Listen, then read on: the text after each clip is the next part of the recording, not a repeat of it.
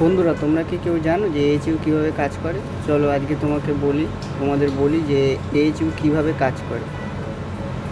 প্রথমে বাতাস থেকে এয়ারটাকে এই যে ব্লোয়ারটা আছে, এটা এয়ারটাকে টেনে ওই যে কয়েল আছে, ওই কয়েলের মধ্যে দিয়ে, ওটা হলো কয়েল, ওই কয়েলের মধ্যে দিয়ে ঠান্ডা জল পাস হয়। কয়েল আছে, কয়েলের মধ্যে দিয়ে ঠান্ডা জল পাস হয়, আর এই ব্লোয়ারটা এয়ারটাকে টানে। তখন ওই এয়ারটা ওই ঠান্ডা কয়েলের মধ্যে দিয়ে আসে, যার ফলে এয়ারটা ঠান্ডা হয়ে যায়।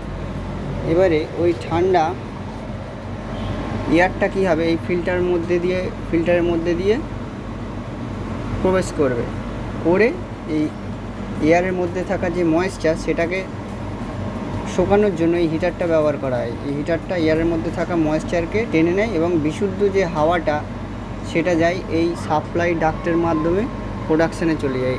এটা সাপ্লাই ডাক্টের মাধ্যমে প্রোডাকশানে চলে যায়, যার ফলে রুমটা ঠান্ডা থাকে। এইভাবেই একটা এইচইউ কাজ করে।